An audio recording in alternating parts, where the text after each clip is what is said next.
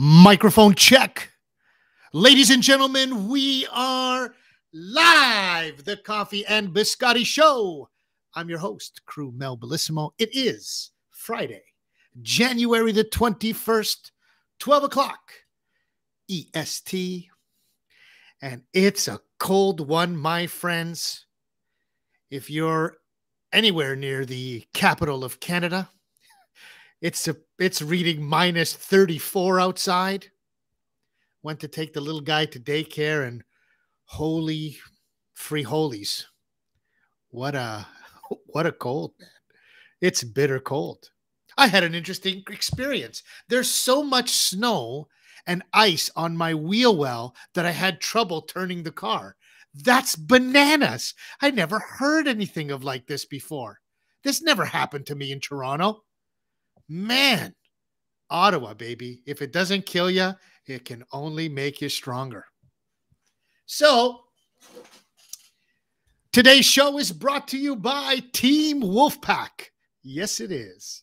I can say that because it's my show.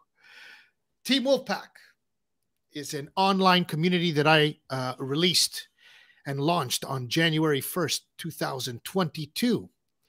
And let me do something here. My friends. Got to make sure I got everything going on. Got to make sure that everything looks good for all you viewers today. So, Team Wolfpack. Team Wolfpack is a group of heart-centered business leaders, most of which are in Ottawa. And they're an amazing bunch of human beings.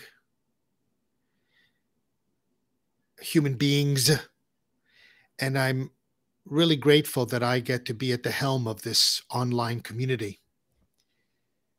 I want to give a special shout out to my boy, Josh Leslie, Poutine Nation in the house. Josh, can you type a little something in the chat about where you are and what's happening and what's it like? Because I sent you a little Voxer, just making sure you had some safe travels, brother. So 3 times a week, guys, we get together and we do some Muay Thai. Of course, with the lockdown, we're doing all 3 sessions online. But in the near future, we are hoping to do 2 online and 1 in real life training on Sundays, which is exciting. I get to do what I love with an amazing group of men. And then last night, we had our very first online pub night in which we got together and talked about some things regarding the Wolfpack, things like events that we want to participate, volunteerism, and these kinds of things. So this is awesome. Poutine Nation writes, coming to you from the middle of the Atlantic Ocean somewhere. I love it. Josh, you're a dedicated man, my friend. And I'm so grateful you're on my team, brother. Man, that's dedication. Live, the Coffee and Biscotti Show, somewhere in the middle of the Atlantic Ocean. So I'm really grateful for everything that's happening. I feel a shift in the energy. I joked around with a few of my buddies last week and said, if I didn't have bad luck last year, I wouldn't have had any luck. So it's really nice to be able to shed that energy and see this new momentum building. And I think that that's true of our guest for this year, which I'm really excited to bring on. Of course, guys, Decorous Life has a new and improved website. So make sure you go check out decoruslife.com. Because there's some interesting things, some great pictures. Thank you to another one of the Wolfpack members, Mr. Tom Gardner, for his work on the website. And the videos by another one of our Wolfpack members. You see how this works, guys? Are you catching the play here? The Wolfpack business leaders all working together, all using our superpowers to be able to help each other. That's what this is about. And I'm super, super excited to have our guest today, who's also a member of Team Wolfpack. So have a look at the website, decoruslife.com. Good morning, sarcastic ginger, sending a little love your way. What else do I have to share with you today? I want to talk about my guest, because the first time I met this guy was when he came and he joined one of our in real life training. And what can I say, my friends? You know, when you just click, you just click. He's a dude.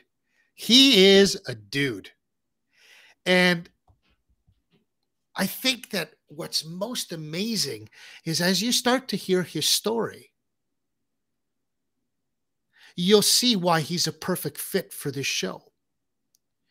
The show came to be because of a vision that Poutine Nation had in saying, Crew Mel, I believe in you, and you should, and this thing called Twitch is an awesome place, and you're going to meet some really great people on there, and it's a place kind of like what he called at the time, like a local pub where everybody knows your name.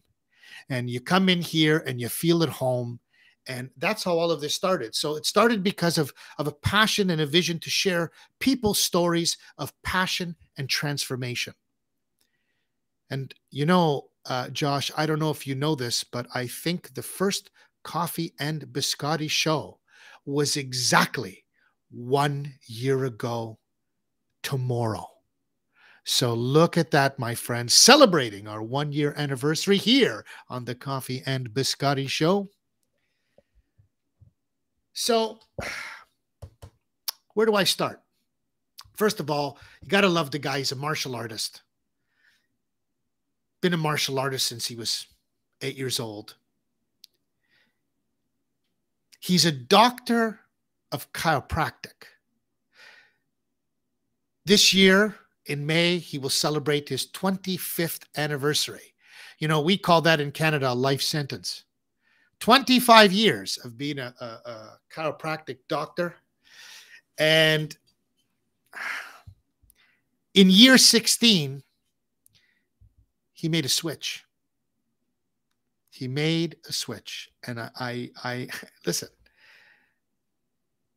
when you're a doctor, you don't just wake up one morning, or maybe you just wake up one morning and say, you know what? I studied so hard to do this, but I'm ready to do something else. I mean, this story is so empowering, because if you're listening to this and you're feeling stuck in a job or in a career, and even though you worked your ass off to get to be where you be, but it just doesn't fill your soul, then stick around, my friends, because today's story is going to do exactly that, inspire you. Shout out to Dev Chef. Much love, brother. So honored to have you here, my friend. Thank you for being here. So, guys, I think that it's time. I think there comes a time in the show where we need to bring out our special guest. He's a gentleman. Everyone could take a page out of his book when it comes to active listening, because when he listens, he truly listens, and you feel the energy of actually him listening to what it is that you have to say. He's a gentleman. He's a scholar. He's a doctor. He's a professional speaker. He's a writer. He's a publisher. He's a coach. Do I need to say anything more? Really?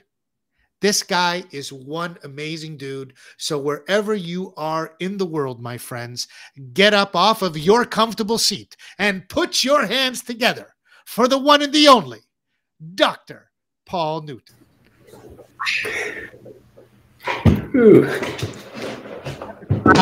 Wild. Jeez. Thank you, Mel. Hello there, Paul. Hello there, Mel. So good to be here. Like, I just want to say, like, should I call you Dr. Paul? I think people just sort of figure they should put it there. I mean, the last thing that I'm holding on to is I got that little DR title, you know, from my past life, and I spent a lot of money to get it. So, you know, I just keep it. Yeah. But Absolutely. no, I mean, even in the office, it was please just call me Paul. Awesome. Awesome. Well, Paul, first of all, I have to say, I'm deeply honored that you have taken 90 minutes out of your very busy schedule to be with us, all of us, here on the Coffee and Biscotti Show. You know, we met and you just have a really great energy about you. And I said, I really like this guy. I really like this guy, Paul. And I think I even said it to you that day. I like you. And you know, it's been a wonderful a wonderful time getting to know each other, spending time on the phone and connecting and Zoom, and of course the Wolfpack and Muay Thai training. Always the first one on. You know, Paul, what I like to do on every show is I like for my guests to what I call paint a picture, because I want everybody to know who Paul Newton is, because it's a story and you're a human that needs to be known, and everybody needs to know the Paul Newton story. So wherever you would like to start, my friend, take us back. Take us back to wherever and how far back you want to go. Well, let's go back to the day we met in the or in where was that? What was that dojo called, or what? The school, new era, the new era school, new combat era, sports. yeah. Shout Right, out to Crew Jeff. Crew Jeff, awesome guy. I met him that day, and Daryl brought me out, and I thought, okay, interesting. I can do some martial arts, and then I see this guy, Crew Mel, and he's loud and boisterous and welcoming me with open arms. And I've never done any Muay Thai, but I had a heck of a lot of fun, and it was just such a nice feeling of being welcomed into this family, a group of guys. And Mel said, yeah, you know what? Most men, middle-aged men, they just don't have a lot of friends. So I just thought it was a great place to get people together so they can build relationships. And I felt that right away.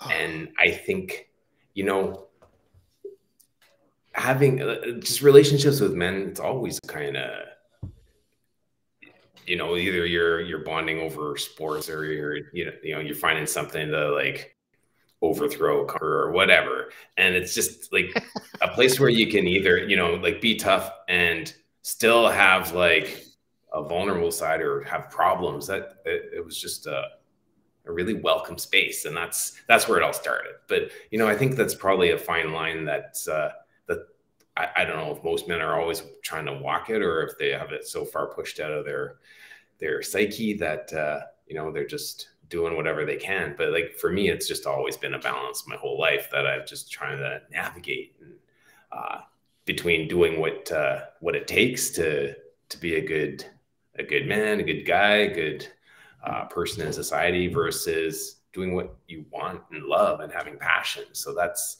been just that balance that I've been walking my whole life. But I don't know, I digress, and I don't know where you want me to start. I'm born here in Ottawa, raised here. I did leave for a little bit. Like, I was gone for a good solid 8 years to do my studies. I went to Guelph, University of Guelph, and I at first thought maybe I'm going into medicine. Maybe I was just going to be a scientist or something. And I studied microbiology, biochemistry, didn't like the lab work so much.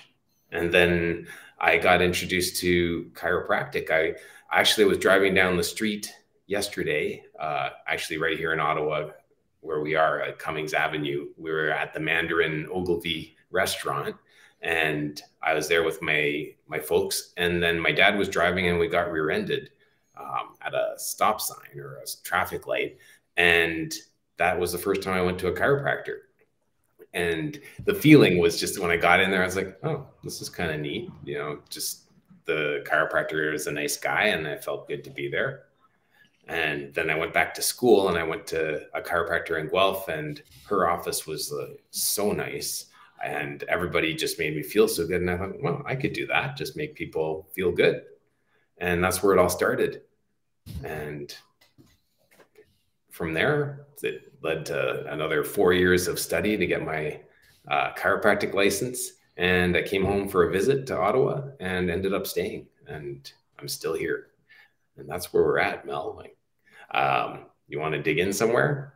Yeah, the interesting part is that there is always a story, like so an accident that that happened that sent you towards a chiropractor where you had an experience with them, and that was sort of the catalyst. That was sort of the kickoff of saying, this is kind of neat, this thing. But you grew up. Did you grow up with any brothers and sisters, Paul? Yeah, I have one sister. She's 2 years younger than me. And I mean, we fought our whole lives, like until about 18 years old. And when I was leaving for university, we all of a sudden became best friends. And to this day, like, I don't think there's a person on the planet I care more about than my sister. Like, it's just, and we just have this bond. And so I actually, we're going to Toronto this weekend. I get to see her. So that's, it's a big treat because we haven't seen each other that much over the past couple of years, obviously with the restrictions on being able to go and stay places. But we have a really tight family bond, and grew up here with mom and dad. My dad actually, I lost my dad this past year, like in March, and it had always been my intention to take care of my parents as they got older, because I grew up with my grandmother in the house. For 20 years she had lived with us, and she had come over from Singapore, and it was not always a real treat. An old Chinese lady. They've got their ways, and their way of being nice is usually pretty ruling with an iron fist, often their hand, and so it was quite something.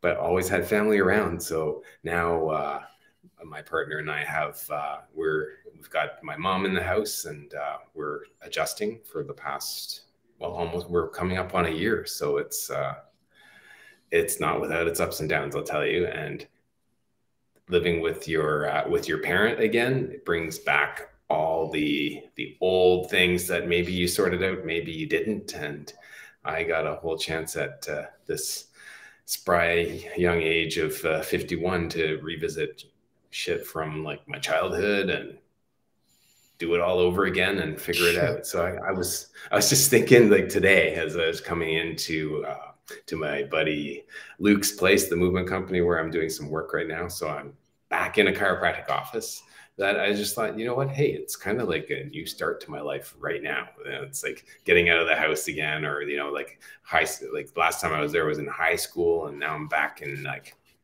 same place. It's just like, it's like restart. But with a whole new perspective and a whole new bunch of skill sets. So I don't pretend to have a conventional life or anything at all conventional. Like, nothing looks like anybody else's. But I do have a big blank canvas to create on. So that's where we are, and that's what we're doing. That's super. And this is where I want the meat and the potatoes of, like, because Paul, so you ended up at the University of Guelph. You studied there for what, 4 years at Guelph? 5 years, yep. 6 years? 4 years.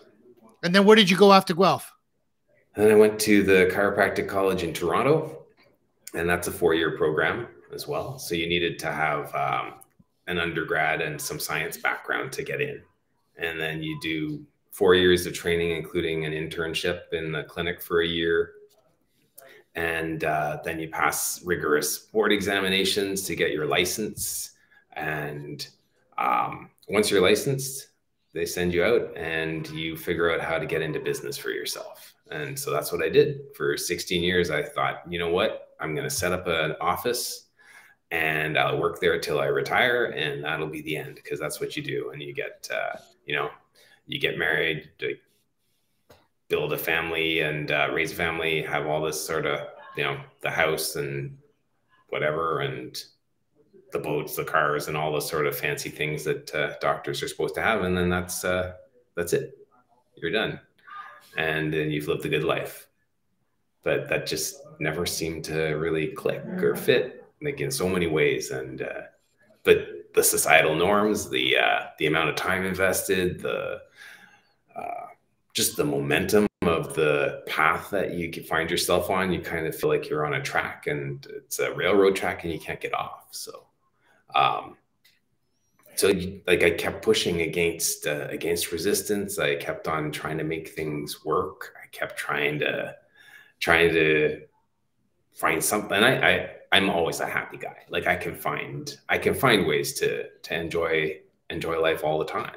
But the overall trajectory of my life was just not where I wanted it to be.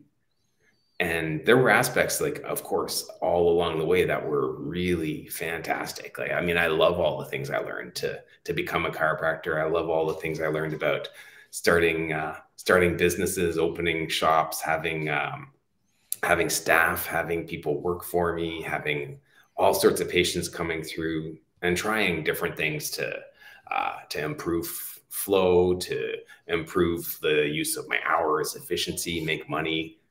I mean, it was great, but I just couldn't do it. Like, I couldn't keep on thinking like, oh, if I do this for the next 25 years and just keep on running people through and just rack up some cash doing that, or it didn't feel like I was serving my purpose.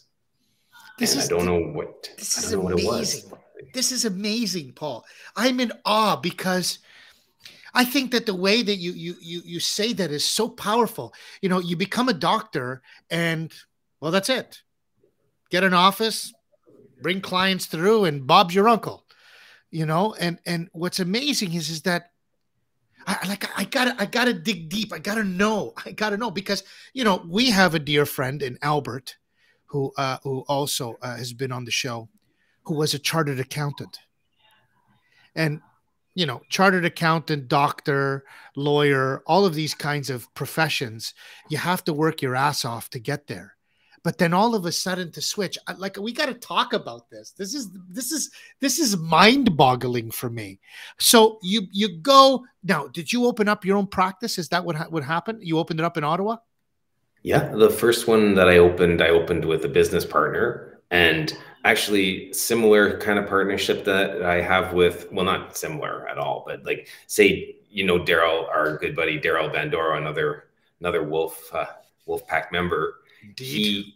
He's got the finance and the business background, and he knows numbers. Me, I was always sort of like, I just go on my gut instinct and like do it and pray. And that was, but I had a partnership with a business guy, and we were opening an office that we wanted to duplicate.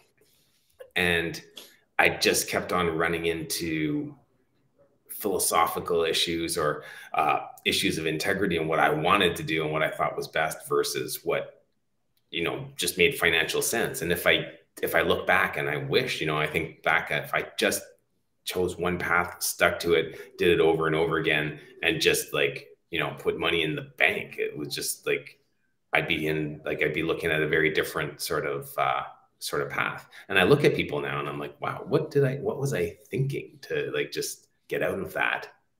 But it's funny, I'm back in it now. Like, I'm working in a chiropractic office again, not as a chiropractor, but on the outside in, like, I'm helping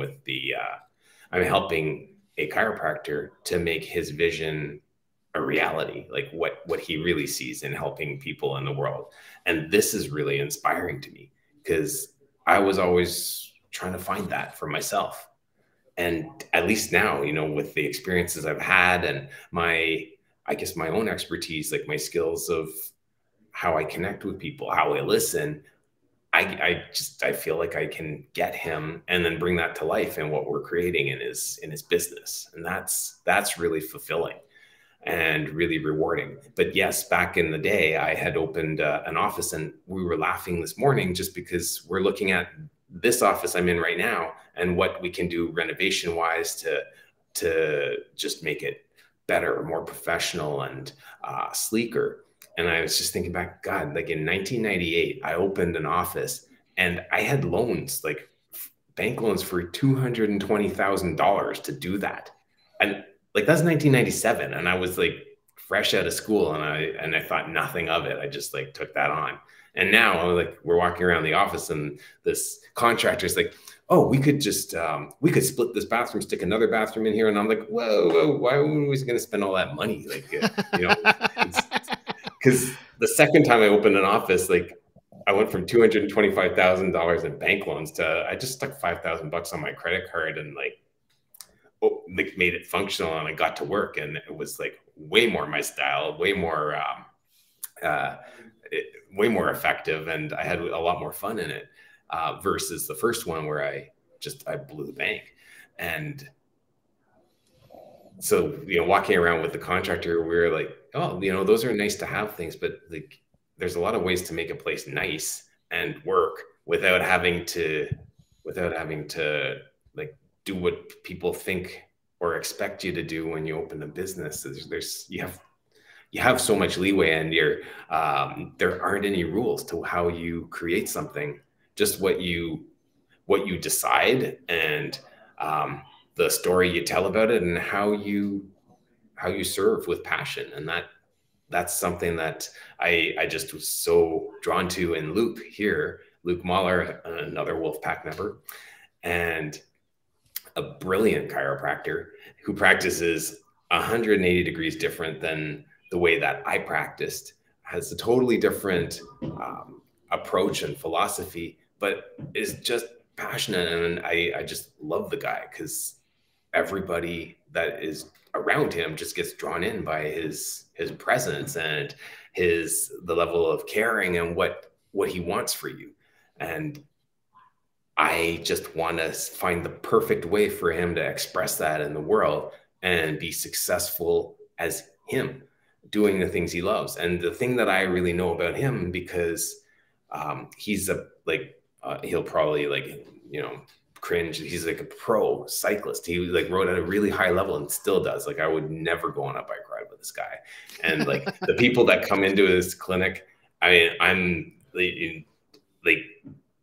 would never go for bike rides or skis or runs or anything with them because they're insane. They're such a high level of athlete, but he attracts that because he understands them, he gets them, and he loves it.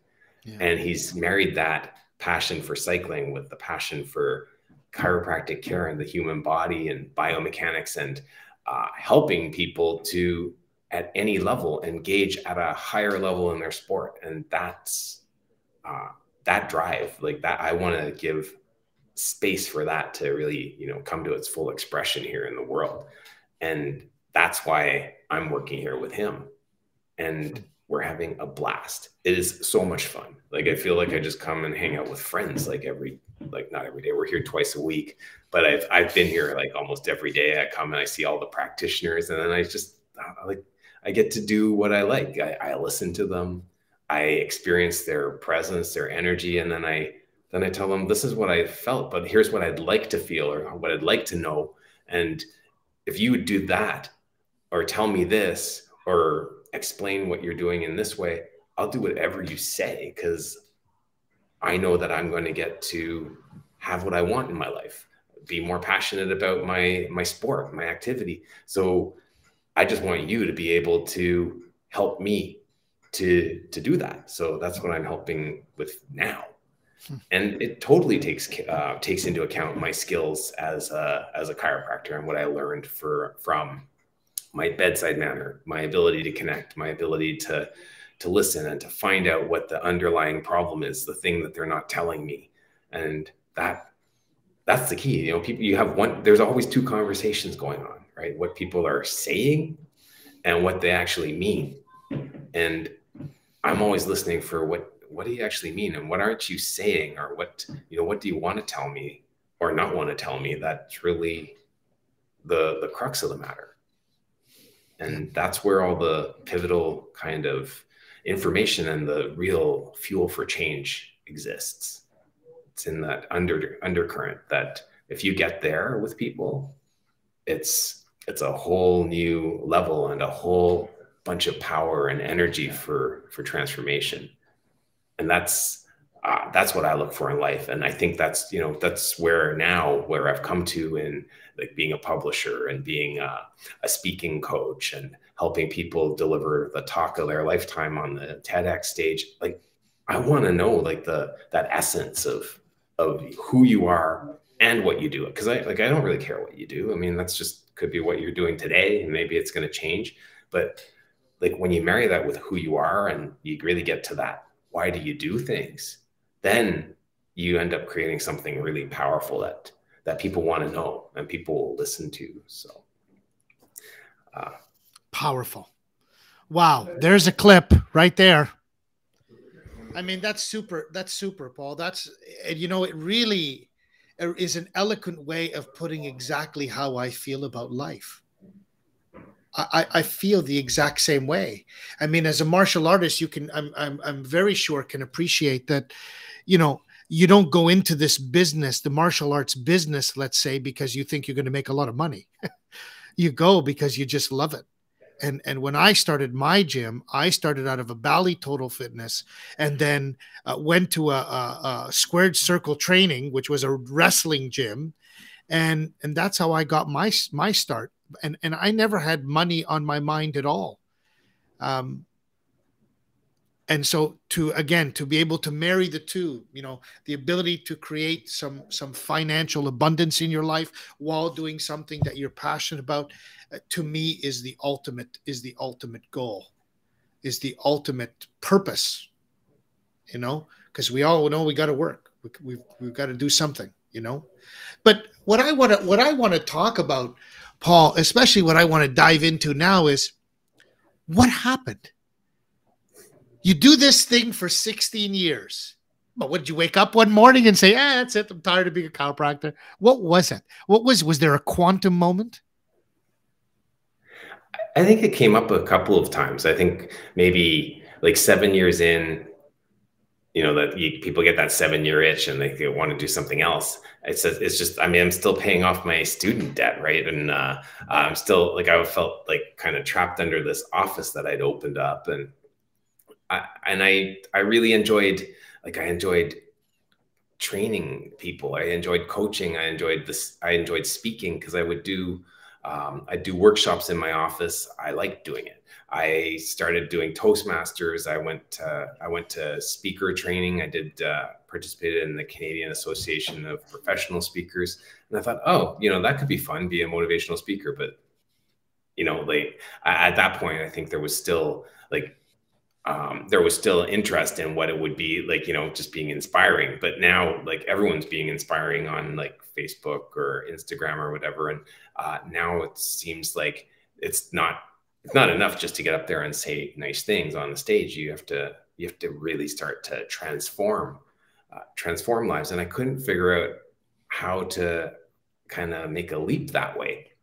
So I kept at it. And I think once I got out of the partnership I was in for the first office I opened up in the Nepean, that was a place that we called Philosophy. And it was just always a struggle there. And then I don't know what, you know, what was I thinking? I opened another office because that's all I knew what to do. Right. I did it all over again. And isn't that the way, you know, you just like keep doing the same thing over again and try and expect a different result. Like that's like that insanity definition, whoever said it. That's and, right. And I did it better. I was teaching more in the office. I had a big open space where I could have workshops and training, and I was liking it. And I was in a coaching program, and I was kind of climbing up in climbing the ranks in this sort of community of practitioners that used a very light touch and energetic and emotional approach. And then I think one day I was like, I had like a misunderstanding with one of the coaches, and like I got reamed out for something I did. And I'm like, what the fuck? I'm like 40 and I'm a doctor, and you're reaming me out like I'm your kid. Like, why am I listening to this? Right. And I quit the coaching program that day.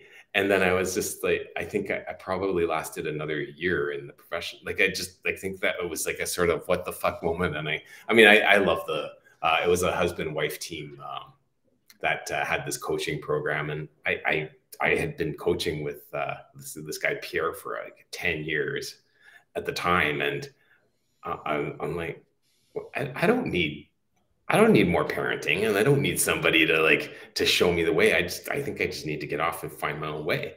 And so within about a year from there, I had sold my office to my associate, and I didn't know what I was going to do. Like I thought, okay, you know what? I love writing. I've been writing a lot of sort of, I guess they were sort of articles on the philosophy of like the body and energy and emotions, and how when we're not doing what we want to do, we get signals from our body to tell us to do things that like our life will change and put us in the right place. And I don't know, like I was in the business of like teaching people how to listen to their body so they know what to do next and know if they're in the right place. And I look back and I'm like, God, I wasn't getting any of the messages, like any of the signals. I wasn't listening to anything. And I still I think I only now like being here and working with Luke and the other practitioners in the clinic and trying to sort out my own low back, which honestly, that's an embarrassment. Like I'm a chiropractor and I can't take care of my own spine. Like what the hell? So, yeah. I think it's just sort of, again, coming back to that, like I'm not starting over, right? It's like a fresh start, and it's refreshing to just think like, who said I needed to do all those things? And who said that like, whatever measures of success or measures of happiness, or well, actually, I don't think we have any measures of happiness in our society. It's like, it's too intertwined with the measures of what you're supposed to have in your life, or the amount of quantity of things or bigness of stuff.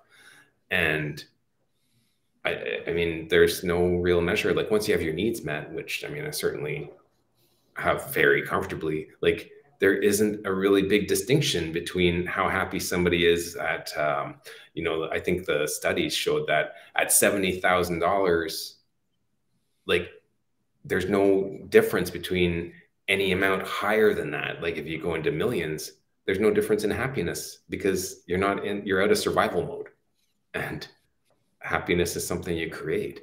So once you get your survival needs met, like it's a blank canvas, right? Yeah, I like that. So I like that a lot.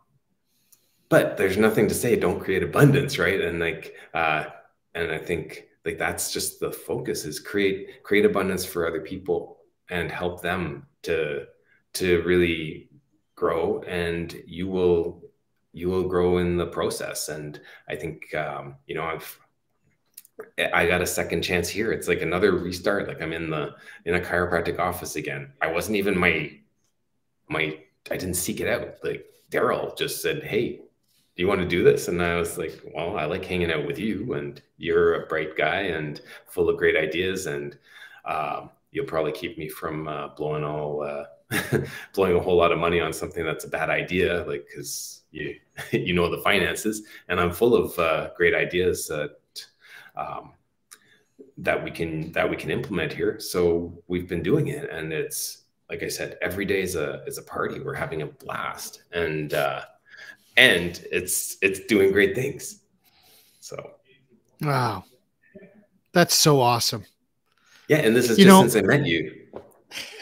Well, this is it, and it's the reason. Again, I got to give a shout out to the Wolfpack, because that's the whole purpose.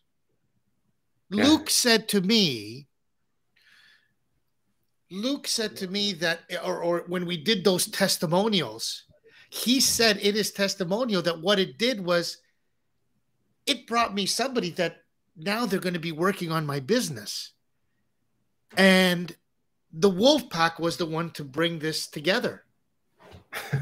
Well, it was really funny, like, because the first day we met, then we went to that Thai restaurant, and we're eating, and you're like, "Paul, like, how did you, like, tell me, how do you know these guys or whatever?" And I'm like, "Well, I know Luke from before. We weren't really closely connected, but Daryl had invited me to this book club, right? It was like business books and bourbon. Like we get together once a month, like have we read a business book, we'd talk about business and things, and we'd have a bourbon and just hang out. And it was good. It was a good time. And so Luke was in that book club, and I knew he was a chiropractor. We never talked about chiropractic. We just, we talked about the book, and then we went from having a book club to being in a fight club together. And I just thought that was so funny, right? That was, yeah, baby. I love it. I love it. Book club to fight club. That's it. I mean, there's so much to unpack there. I got to tell you, I would love to read that particular, whatever it was, blog or whatever it was called, that paper on what the body feels and how the body reacts when you're sort of out of alignment with what you're doing. How did you framed it a particular way? This is a great article that everybody should read. Well, back in the day, like when I was writing then, and that goes back like good 10 years at least, I was writing from my perspective. And the thing that I've learned, like being outside of chiropractic and like having studied a lot more marketing and how to write copy for marketing and write for other people, and the just knowing about the power of persuasion and how to speak to people, is that you don't write for yourself, you write for the person that is going to read it. And you don't write about things you care about, you write about things they care about. So you have to take what you do and frame it in their perspective. So I'm always telling Luke, what's in it for me? Like, I know you're telling me about to do this exercise and what it's going to do to my like adductor muscle or whatever. I could care less, but what's it going to do for my for my skate skiing or for my ability to go cycling the next day after I go on a big long ride? Like, that's what I want to know. And so the way I write now is so different, because now I think people care because it's about them. And but back to that article, like, I mean, I used to write all about what the different aspects of my treatment were, because people wanted to know, because they wanted to know what I was doing.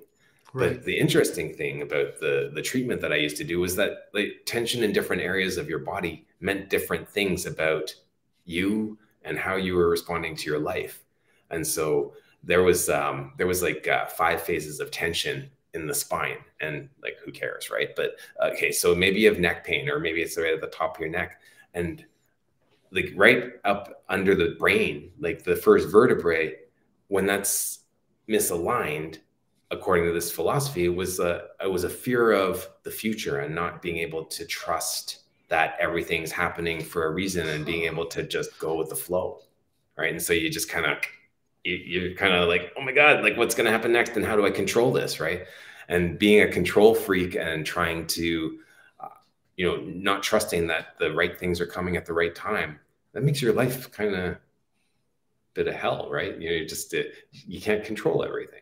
And so there's aspects like that. If you get down here to the 5th vertebrae, it's ability to trust people and relationships, and being guarded. Like, you're not like you don't think that people have your best interest at heart, and that makes your life hard as well. So it creates different tension patterns inside you. For me, like, big surprise, like the low back and pelvis, is about identity and who you are and who you feel you are in the world, right? So, and God, like, do you know what the number 1 actual cause of low back pain in men is? It's ability to provide, finances. So, because that's sort of the role that men are supposed to play, is the provider. Yeah. Right? And now in society, it's so all over the place, right? Like our needs versus like what we were designed for, or, how we genetically evolved have really changed, right? We don't have the same survival needs at all, but our body still has the same survival responses. And so most of the things we're treating are based on instincts and responses that aren't necessary for us to survive in society anymore, because we will live. Very powerful, bro. As you know, just got hired as a facilitator with SEAL team leaders. So there's a gentleman. His name is Larry Yach. He opened up a company. He is a former leader of the SEAL team, SEAL Team 3. And it's interesting because one of the things that he talks about at the beginning of the responsibility workshop that sort of we facilitate and we help facilitate the breakout rooms is a picture of a caveman. And it says our brains and our physiology really haven't evolved that much, even from the time of the caveman. Exactly. Yeah. And we talk about that exact thing in the workshop, that we have still, I don't know, in the DNA, this idea of survival, but we really haven't changed much. It's just, the tools are nicer, It's funny. Yesterday, or no, the day before, I was interviewing one of Dr. Luke's patients, because I've been talking to a bunch of them because I want to get the word on the street about Dr. Luke and what he actually does in the office. Because when we think we do one thing and what people perceive that we do is a whole other thing, and talking about what people perceive is more important, right? or making sure that what we're thinking we're being perceived as is what people actually are perceiving. I mean, that's a thing about branding you really want to be careful with, because you can say all you want, but people buy what they think they're buying. And this lady that I talked to, she didn't fit the mold of everybody else. She wasn't like a cyclist or an endurance athlete, but she was like a 72-year-old lady with a fighting streak in her. And she had had a tick bite that caused neurological damage. Like, she basically had stroke-like symptoms, and her one side of her body didn't work. And by the time she got to see Luke, she had been around the block. Like, she had talked to all sorts of therapists, and they were all saying, no, there's nothing we can do. And they didn't think that she could do anything about it, but she wanted to be better. And she said, I had the money. I thought, maybe I just need to hire a personal trainer to get the level of exercises I need and what I want to do. And then I told this to Luke. I said, listen, if you're going to help me, then you need to do these things. If you're not going to do this sort of thing for me, then I don't want to work with you. And then Luke did. And she's been following his exercise regime, like, to this day. And she's seeing improvements all the time. But one thing that she said is just that, well, you know what? At 72, I'm kind of in this free fall space with an updraft. I don't know. I mean, it's like things are better and things still need to improve, but I've learned so many things about myself that I'm kind of grateful for this situation I find myself in. Yeah. And I was like, that's really fascinating, right? Like, very. And that's where we need to be in life, is like, well, this situation that I find myself in, like, can I be grateful for what it's bringing to me? And I thought, you know what, there's a lady that had, and I'm sure like everybody has told you to read this book, My Stroke of Insight, because it was written by a lady that she was a neuroscientist, and she had a stroke and she survived it, and she observed herself having a stroke, and then she wrote about all the things that was happening. And I think, you might want to read that. And she's like, no, nobody ever talked about that. And I said, well, you know what? I actually saw it on my bookcase here. I never read it. I went and grabbed it. I'm like, I'm going to read it right now. And if you want to read it, I'm happy to talk to you after and see what you think. And so, and she went to the library. I went to the library, got audiobooks, and because I don't like actually reading. I'm a publisher, and I don't like the actual process of reading. But I listen to books like you wouldn't believe. Like I can be done a book in a day and a half, 2 days, because I just double speed them. And anyway, so this book about having a stroke and having like the whole left side of your brain kind of eradicated, she was saying it's like all the things about myself that I didn't like just all of a sudden stopped existing. And then when I brought myself back together in healing and got my left brain back, I got to choose, like, which parts of me did I want and which parts did I not want, because they're all constructs, right? Of course. Like my judgmental side, my side that thinks I need to measure up to what society expects, my side that's embarrassed and ashamed, the part of me that can't let go of shit that happened 20 years ago or 30 years ago and can't forgive. Like all these parts of you you can choose. You can choose to override them and leave them behind. It's just that we are like, we are wired.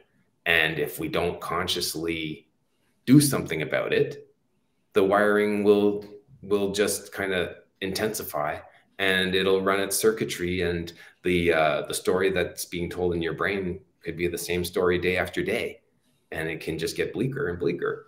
So Wow. without an interrupt, I mean, and it doesn't have to be a stroke. Like you can decide to interrupt that pattern, and you can change the story just because you want to. How many times in our lives have we gone through a difficult time and come out better at the end, or come out different, or come out with a new perspective? This is the lesson. This is the lesson that is part of what my message. I joked around with you even before the show and said, over the last week, I've been chatting with some boys saying, man, if I didn't have any bad luck last year, I wouldn't have had any.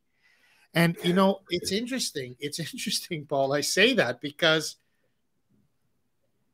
here I am on January 21st of 2022, and the energy has shifted. It's amazing that I just feel different. I went through so much shit.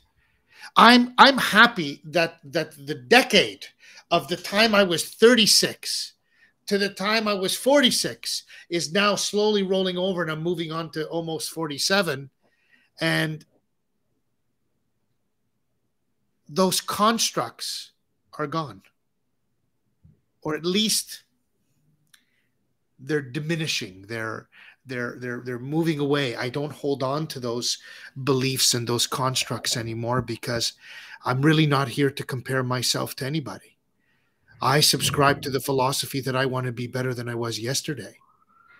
And so in my vision board deep dive that I'm doing now, Paul, every Wednesday, a lot of what I can see is people just forgetting their light, forgetting their beauty. And my mission with this is to say, let's get some clarity on what it is that you want, so that once you start removing all the blocks, you can start planting seeds to the things that you want. And again, that's why your story, and I don't want to stray too off track of your story, Paul, but something must have happened. Something must have happened to you when you decide that, I'm a doctor and now I'm going to be something else. So I want to go back for a second, because I want to know what happened the minute that did you end up selling the practice? Is that what happened after 16 years? You wiped your hands and you said, that's it? Well, it took some time. Fortunately, the associate that I had was willing to buy it, and so she took it over. And then I had I had cash, I had time, and like a buffer, so I could figure out some sort of transition. Which again, like, is that the smartest thing to do? Like to leave before you know where you're going? No, but that's just what I did. And I mean, a lot of the things I did impulsively over time, like weren't the smartest things like to do in other people's eyes or financially or whatever. But it's just that I did it, and like, what can I do? So I mean, it's taken me until, it has taken me all this time to really be comfortable with the fact that I'm like, that I don't practice. Or they probably took about 3-4 years. Well, I mean, I was always thinking, what have I done? Like, what, was this the biggest mistake of my life? And I don't think that anymore. Like, I'm really happy where I am. And I'm happy with all the possibilities and all the things that I know that I can do now. I wouldn't have discovered if I didn't leave my profession. at the time, because you get specialized and you just get into this little, all I know how to do is be a chiropractor. All I know how to do is like have an office and whatever. But you don't realize that in doing all those things, you've developed like a ton of skills that are transferable. And then you again take those skills and marry them with who you are and what your passions are. And there's something of way more value than a profession or a license that you bought. You know, like that's what I did. I spent like, you know, hundreds of thousands of dollars in time, and I got myself this piece of paper that says I'm important. And I have to find out why I am important, or, you know, if I am, what kind of importance do I have in the world here? And it's all through the value I create. And that takes a lot of looking inside and figuring out like what do people value, and why would they choose to invest in anything that I do? So that's been the journey over the last, I guess, 9 years now that I've not been a chiropractor or not been practicing. And I just keep on, like I tell you, discovering new ways that I have value. And I honestly, Mel, like I said, you know, I just came, well, I mean, I knew Daryl and we've been good friends for a number of years, but Luke and I, like, only recently, you know, been getting really tight through this, through the work we're doing together. And I mean, other than reading a book once a month, that was the extent of our relationship before. And now, you know, just learning a whole lot about these guys and the value they're bringing to the world. But like I said, October, I met you mid to late October, and the opportunities that have come up are staggering. Like I can't even tell you the it's just like these things that weren't on my plate when I met you, and coming into 2022 that are here now. I have these brilliant I mean, and some, they're not just opportunities, like they've actually produced. And you've seen the fruits. There's been fruits, and I mean, it's like the seed's been planted, the tree's growing, and now it's just like let's pick more fruit. Amazing. This is it, folks. This is what it's about. And how do you know that you're doing the right thing? Because if you have this feeling, you know, we call it the physiology. If the physiology is feeling good, and then you start to see the fruits of your labor. And you know, Josh, Paul, I have Josh who's really pushed me out of my comfort zone to do a lot of this back end shit with Stripe and fucking Quaderno and all this other stuff that I have no fucking clue about. And I have to say, I'm starting to see the fruits. But I will tell you, you have to know that there was clearly somebody, I don't know who that person is for you, but somebody believed in you.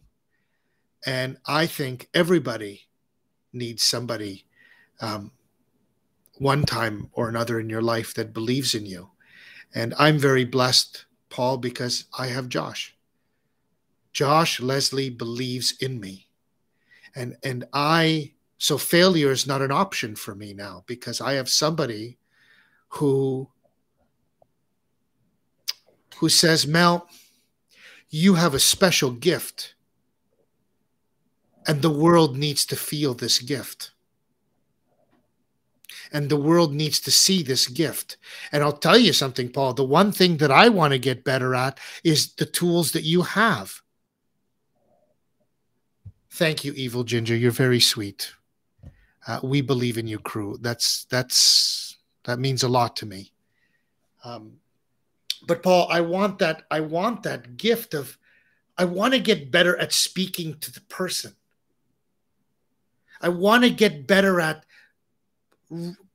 sharing my message, not from my perspective, but from the perspective of somebody who's going to listen to it, because that's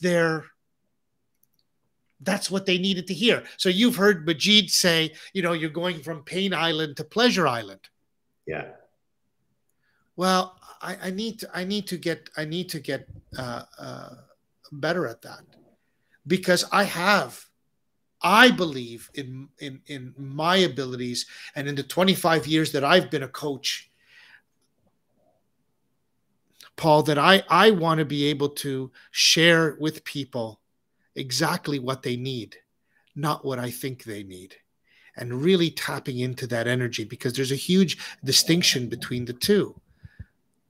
So when we look at your story, what I want to know is that after you sold,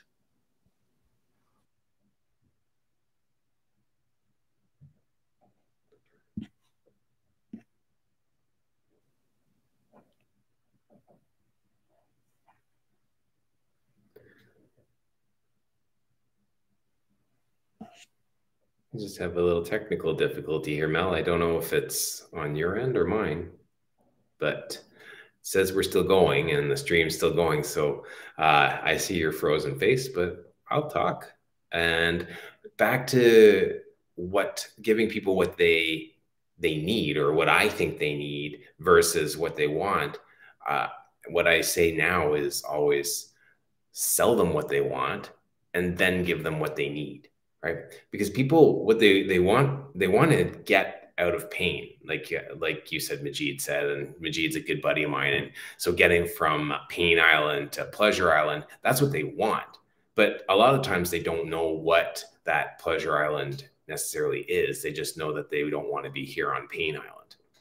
So being able to connect to people in a way, and create this feeling of that I am in pain, getting them to open up enough to admit that they are. I mean, I think you have that skill set, Mel. Like, people trust you, and they will share and divulge the more vulnerable pieces. But when they come back in and they're and they've admitted, okay, I'm in pain, and now you can show them, okay, well, if we could create this for you, if we could create this type of situation, would that make you happy? And when people agree that, yeah, you know what, that would make me really happy, they've identified their pleasure island, what that is. And when you can get them to, in their own words, vocalize what pleasure island is, not what you think it is, then correct. You go, great. You know what? I have the boat that's going to take you there. And maybe it's the wolf pack. Maybe it's doing Muay Thai 3 times a week. Maybe it's some clarity coaching. But the real thing is about, like, I'm here on Pain Island. I don't want to be here. You just showed me what my perfect world looks like. You helped me to describe it and whatever. Yes, I want to get there. Do you have that vessel that's going to take me there? And that's when, so you sell them what they want, Pleasure Island. Then you give them what they need on that little boat ride there, right? And that's where, okay, yeah, did you want to get up at 6:30 and train? No. But is it going to get me there? Yes. Okay, I'll do it. And did I want to get really vulnerable and like go into these places that I thought I'd never have to visit again? No. But is it going to get me there? Yes. Okay, then I'll do it. And that's where so you don't tell people it's going to get dirty and messy. You don't tell people that, you're going to have to do things you don't want. You just tell them you're going to get to Pleasure Island and that's what you want. And you build up the trust, you get them into your program, your store, and then you give them what they need. And that's what I was talking about, because you were gone for a minute there, and I just thought I'll fill the dead airspace with something, but I can't remember what you asked me to talk about. It was beautiful. No, but it's super great, and I caught the tail end of it. We're having a bit of trouble here in the East. Power went in and out today. Oh. Yeah. So that's why I think that there's a bit of a challenge. So I apologize for the disconnection, but Paul, what I want to share with the audience is just, how, because again, I said this at the beginning, Paul, somebody's out there and they're at a job or they're in a career and they studied for it and they're comfortable. They make their money, they make their steady paycheck. But as time goes on, it could take 1 year. You said you got it at 7 years. You got the 7-year itch and you still waited 9 years to make a decision. Yeah. That's the power That's the power right there. You see, the power for me, Paul, is that you had this feeling at the 7-year mark, did another 9 years because that's what you thought you needed to do. And then finally the soul started to speak. And, you know, I always say this, even in my workshops and what have you, that I was once told that hell is not a place. Hell is moving further and further away from what your soul desires. Yeah. Yeah, it is. And that was basically part of what I was working with on people with my patients, was that like hell is not doing what your soul put you, came to earth to do.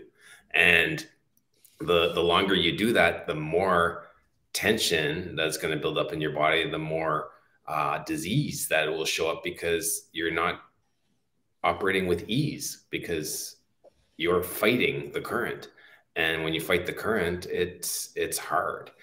And being able to tune in and listen and just give in, not struggle, that's what being in flow is. And it's hard. Like, it's hard to stop overthinking things. I do it. I do it a ton. And I can't admit that. I'll admit I have struggles about like who I am, and did I do the right thing, and where I should be today, and what I should look like, what my life should look like, and what I should have. And thoughts like that still get me nowhere good. But then all of a sudden be in the flow for one, and it's like, whoa, opportunity, like the right person, the right time, and the right conversation, and whoa, money, whatever, contracts. Yeah. It just starts happening. So can we talk a little bit about that, Paul? So what's happening now in the life and times of Paul Newton? Okay. Well, I was in Portugal right before the pandemic really took hold, and I was with our friend Majid.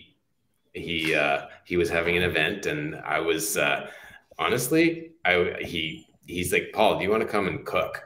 And I was like, sure. Like he bought me a ticket to Portugal, and he's like, we're in the Algarve, and all I had to do was make food for 12 people. I'm like, sure, I love cooking. And I had this great kitchen, and it was great. I didn't at certain points, people are coming in and they're like, what's for dinner? When's dinner? And I'm like, yeah, I'm not the kitchen help here. I just I'm making dinner here. And so there's but it was beautiful. I was there and had that opportunity, and then had to cut the trip short, came back to Canada, to Ottawa, and went into lockdown. And I was just like, oh shit, how am I gonna make money while we're in lockdown? And I have all this time. So I'm going to visit the aspects of things that I really like, in the publishing industry with writing books, you need to tell stories. So I went into this storytelling stuff, and I was rereading some books, and there was one fellow, Carmine Gallo, who talks about TED Talks and telling stories, was saying that, oh yeah, the best storytellers always climb the fastest up through the ranks in the workplace, in the corporate world. And I'm like, oh, I never climbed the ranks in the corporate world, and I felt a little left out. So, so then I'm like, well, how would I climb the ranks? So then I called somebody at the chiropractic college that had been asking me for money, and I was donating to the chiropractic college to support them. But I was like, what do you do for your marketing? And do you have a brand story that you tell? And he's like, no, can we talk? And I was like, sure. So, so we started talking, and he was a clinician I had 30 years ago or whatever. And he actually scared me. So I didn't really want to return his phone call when he first called me, because I was still scared of him. But, then now we're relating just guy to guy, and we've become quite good friends. But I was working with him on that story for the chiropractic college, and for their fundraising campaign, which I don't think it's gone anywhere. But what happened is I ended up getting a contract with the continuing ed department to do editing on a program that they were putting together for chiropractors like all over the country. And then that just started opening the door to like, well, I'm doing stuff for the education department at the chiropractic college. And I started working on brand stories and developing that more. And I ended up on Majid's, it was some sort of webinar, and I was speaking on it. And this fellow, like in Pennsylvania, contacts me and he's like, I think, maybe some storytelling can help my business. And I'm like, I don't know, sure. And we talked, and he's in human resources. He goes into companies and helps them revamp their office culture and their packages and how they compensate people.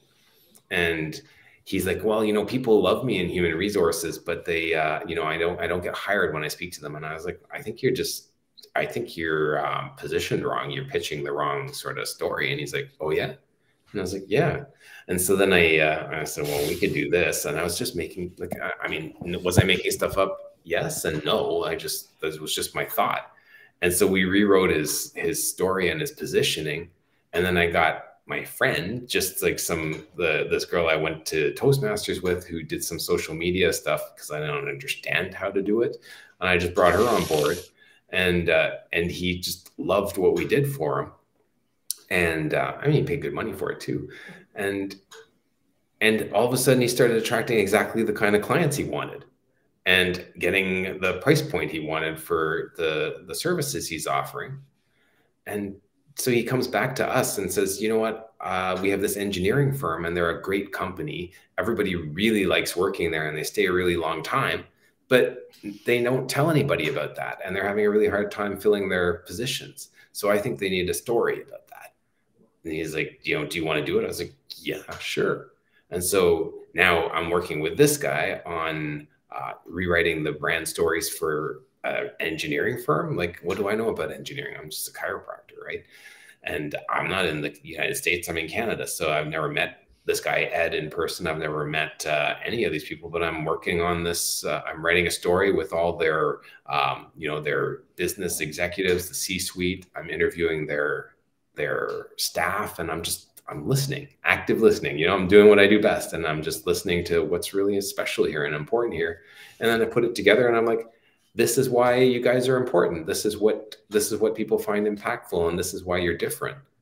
And that's exactly what I was doing for my patients, except now I'm doing it for a company. And so Ed's just like, do you know what? I think we're onto something here. We can just package this up. We can sell this over and over again to all different companies. I'm like, yeah, I'm in. Let's do this. And so I talked to a connection that I had. We actually, some business I closed during the pandemic in my publishing side of things. She got a job as the director of HR in the Federation of Canadian Municipalities. She's like, yeah, I need to bring someone in to do stuff on this. And I was like, okay, well, here's what we did before. And she's like, that's perfect. That's exactly what we need. I'm like, great. She's like, do you have like a one-pager on this or whatever? So I'm writing that up right now. And, I'm just trying to figure out what's man on that. And that's amazing, Paul. And like, I've never had any corporate experience. Like I just feel like, what do I know? I'm just a chiropractor. And so I learn. Like I love, this is the thing, be open to learning all the time. Like learn something new, be uncomfortable, just like go with it. Like I'm sitting here, I'm like talking to somebody that's like here's the director of marketing. Here's the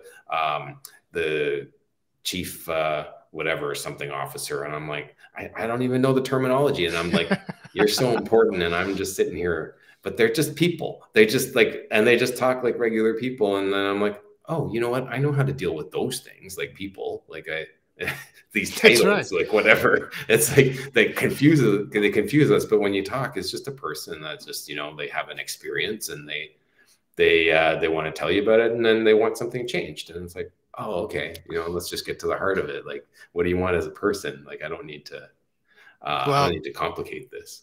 Paul, God knows, decorous life could use a little help. I have to say, I think it's wonderful. I mean, yeah, I have a meeting with the chief whatever officer. Exactly, exactly, Josh. Exactly, my friend. The chief whatever officer. Um, Paul, this is awesome, man. Like, it gets me thinking so much about my own business and my own, what I want to do. When COVID hit for me, Paul, and I had to transition out of the MMA world because the MMA world was annihilated by coronavirus. I had a choice to make, and I wanted to offer people more than just a little IQ in Muay Thai, because for the almost 47 revolutions around the sun, I've lived a very full life, and now I'm living a different one, with a son, and the learning, the constant learning of what it's like to have a almost 4-year-old boy run around, and he's so slick. He's the slickest 4-year-old kid I ever met in my life. You should see this guy try to swindle what he wants when he really wants something. He's genius at it.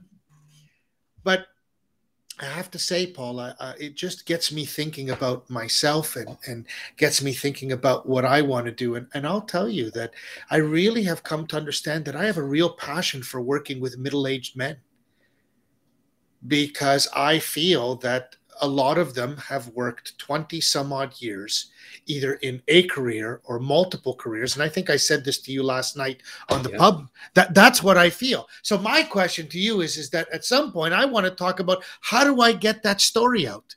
What's the story? How do I refine that story to attract those people that have seen some success in business and understand that just because you're making money doesn't make your life happy?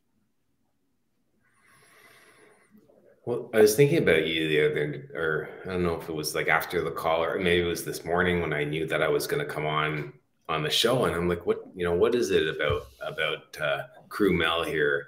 Like, like we get together and we're like, we're learning how to like just be all tough and fight, and like honestly, like you stuck me in the ring that last time we got together, and like this freaking like 21-year-old pops me in the nose, and I'm like, I've never been in a ring and all this, and so like 17. What's that? He's 17. He's fuck. Yeah, so I got beat up by a 17-year-old, and you know what? I could have taken him down to the mat though. But anyway, that's right. Anyway, so yeah, you're teaching us how to be all like like tough, strong, and you really like get that fighting spirit. But then you like go to the whole vulnerable side, and that whole you just get the yin and yang really going there. And that's the thing, like with men today, and especially in this culture, is that we're left brain dominant. We think like the important things are all about like the external and like what we have and climbing the ranks and just the asserting the power. And what you bring is that sort of the balance of the fighter, and then just the vulnerable side, and that part that gets neglected, which I think honestly, when you're too much into this external, what I show the world and what I have to have and have to do, it gets too out of balance with that side of you that has passions, the things that aren't expressed, and the wounds that aren't healed. Like, you are going to see breakdown physically, mentally, emotionally, relational breakdown all over the place. And that's why by being in a group like this, where like, I mean, the guys are awesome. They're successful guys that they get together. And I mean, no, we're not getting together and having a big love in, but we do know that it's there. It's we do know that when we after we trained hard and we're having food and breaking bread, as you say, that people really can talk about things real and raw and what they really need. And it's a hard place to go, but it's a welcome place to when you do get to express who you are and what's really going on, and be supported without judgment. That's what I want. Paul, if nothing else, when you talk and you say that, you have to hear how my heart flutters. Like, that's what I want to do. That's what I want to bring. Yeah, I can punch you in the face pretty good. I've been doing it for 25 years. But for me, it's about what I learned in metaphysical school, that there's the warrior path. You know, the lineage of King Solomon says that there's the warrior path where you learn ritual mastery and you learn about combating evil on a spiritual level. And then you have the healer and the warrior and the guide. And to me, it's all of us finding that internal balance. You know, we say in the metaphysical world that we actually the balance between masculine and female energy in a man is 70% male energy and 30% female energy, or something to that effect, something to that ratio. Yeah. And for me, that's what this is about. It's about bringing that we can punch each other in the face in a sparring match. And as my friend Josh says, nothing helps with focus like a punch to the face. But then it's about exploring the things that you don't want to talk about because you think you were a bunch of men and you think you got to talk about cars, vagina, and sports. I don't know. Like, that's what people talk about. That's what, when men get together, that's what they think they got to talk about. And I don't do any of that. I don't do any of that. My passion is in saying, hey, Paul, let's have a conversation about, you know, I don't know, about having a real connection, about childhood, about watching a child play and watch how they totally live in the present. So what do you do where you feel that total presence, you know, where you're living in the total, in total presence? This is the kind of shit that excites me. And I want to get this message out. Well, it's cool because I mean we talked a little, or I guess maybe it was if it was before Christmas or what, but anyway, we were chatting and I said, hey, you know what? Like at this point, I feel like I kind of had a little falling out spiritually. I just feel like I was on that path and then like I got let down or things didn't quite work the same way I thought. And so I kind of moved away. And you were like, well, I'd like to help you like find that again, get recentered or whatever it is. And you know what, like, are you doing something or am I just in the presence of this space and the energy of it? Like, you know, I end up talking to some lady that had like stroke-like symptoms and I tell her to read a book. And so then I read the book. I get on here and start talking about where I used to be and what I came from and what I'm doing now. And I'm like, oh, there's still freaking connections. You know, it's like, yeah. So, you know, it's not necessarily like, oh, you know, here, like spiritual 101, do this, and do this. It's just like you're in the presence of people that are connected and, you know, are speaking from the heart, and you just, by presence and osmosis, it happens. You get connected. Right. And that's right. Through osmosis. I love it. Exactly. And everybody like creates this group global vibration. And, you know, I'm in this group because I was just like, hey, you know what? Like, I want to be around these guys. So. Yeah, absolutely. So, you know, believe it or not, like I never believe this every week, but we're getting close to 90 minutes already, Paul. And so what I want to know is that, so can you tell us a little bit about what's on the horizon? You know, how do people get in contact with you? What kind of people are you looking to get in contact with you? Well, I want to work with people that are looking for their narrative. What's my story? What's my brand story? People with a business that they want to connect with their customers more. They want to connect with their team members more in terms of having an aligned message that really connects to the heart of people, the hearts and minds of people, and draws them in.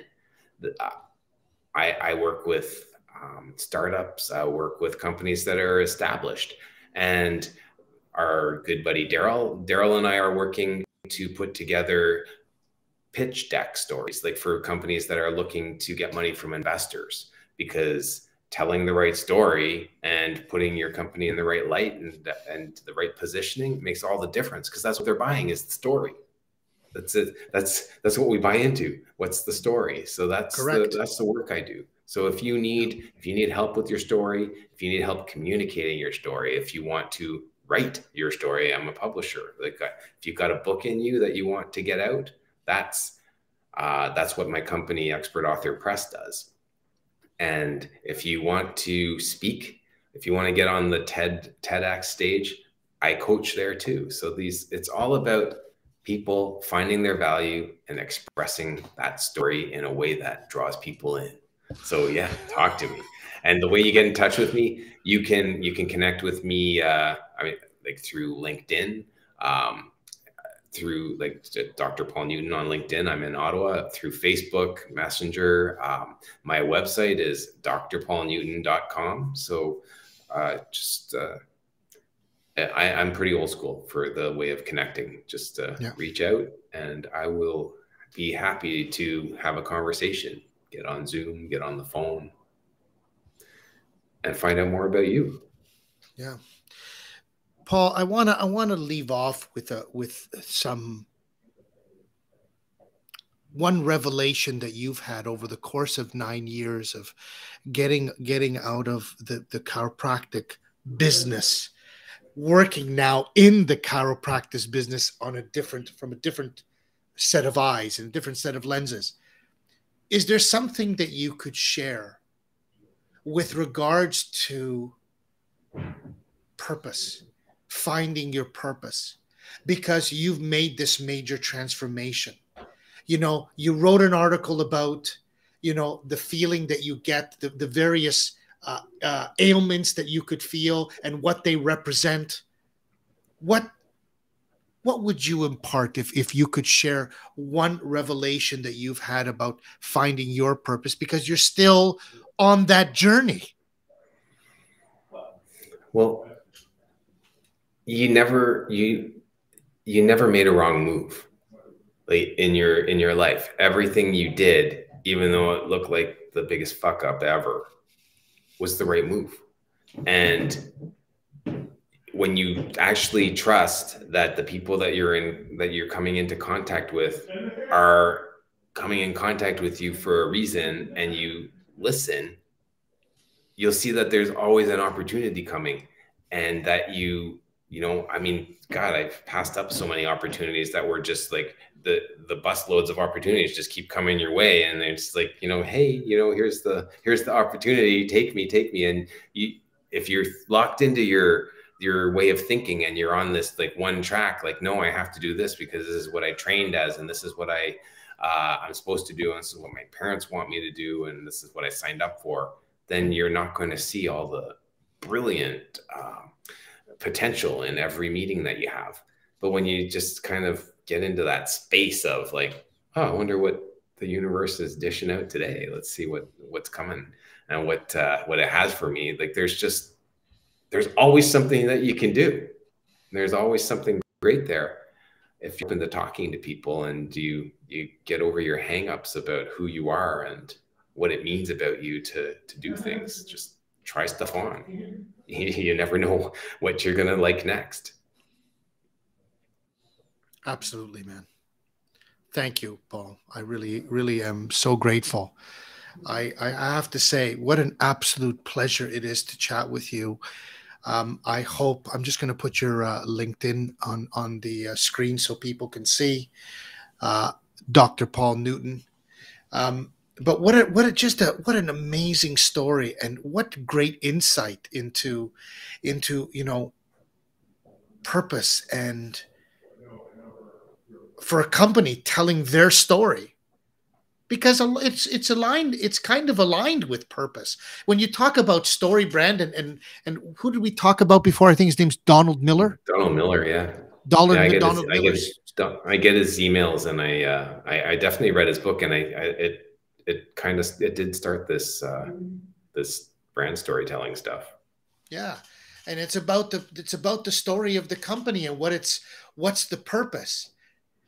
And so listening to you and being here and being present with you, and of course actively listening. You know, Josh, you say it best. Lots of great insights and shares from along your journey. Thank you, Paul. You know, that's from Josh, who's in the middle of the Atlantic Ocean. Paul, have you met Josh at all through the network? No. Josh is part of it. Daryl, Albert, Tuan. I met Josh through Tuan, so you guys will have to connect. Josh is a powerhouse, workhorse, dedicated human being who spends his time with the people that he cares about and that he loves and wants to see grow. And that's the kind of guy I want on my team. And so I hope that you guys get a chance to connect. But I'm super grateful, Paul. Thank you so much for spending 90 minutes and sharing your story and your heart with all of us and all those watching. So super grateful. Thank you so much. Thank you, Crew Mel. I'm going to put you backstage for the final thoughts, and I will be right back, my friend. And there's another show. That was lovely. What a lovely energy today. I mean, the guys just got it together. It's just fascinating. And I just, Josh, if you can, Sandra Mio wrote something, and because I got interrupted, I can't see the post, but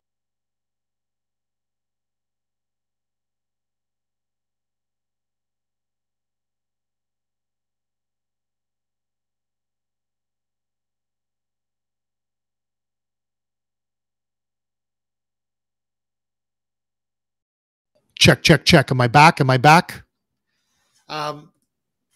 What I was saying, just as I got disconnected again, Josh, Sandra Mio wrote something, and I wanted to know if you could bring it back up for me, because I thought that it was very powerful. Something to the effect of, when you think that something is ending, what it is actually the start of something new. I know I'm ad-libbing, but I'm super grateful that she wrote that. There's often what we think we are at the end. Often when we think we are at the end of something, we are at the beginning of something else. Excellent. Thank you, Josh. My friends, next week on the Coffee and Biscotti Show, the founder and CEO of the Blue Guardian Network, a non-for-profit organization that empowers police officers to find peace inside their uniform. Wow. That's going to be awesome. He's, I think, in Palm Beach, Florida. So we're going to zoom all the way to Palm Beach, Florida, which is super exciting. So I can't wait to talk to Jonathan. I've had a couple of chats with him over the course of the last month or two, and he's a super guy. So look forward to seeing you all next week on the Coffee and Biscotti Show. Same bat time, same bat channel, 12 o'clock. Next week, Friday, January the 28th, with Jonathan. It's going to be an awesome show. Thank you to everyone for being here and sharing some time with me. Really appreciate you. I want to send a shout out to my 6 that are doing the Vision Board Workshop Deep Dive Mastermind. You guys are going to be awesome. And I'm so grateful that I get an opportunity to know more of you and to learn more of you. So I'm super grateful for that. Today, Josh says we are off to see Lindsay, a new and upcoming DJ today. Music's my medicine for life. Stick around, folks. You're going to hear some fine tunes by DJ Lindsay. Music's my medicine for life. Josh, thank you very much, wherever you are in the middle of the Atlantic Ocean. We are grateful that you are here with us, my friend. You can rate away. Wishing you all a happy Friday. From my heart to yours, have an awesome weekend. See you here next week. Peace out, homies.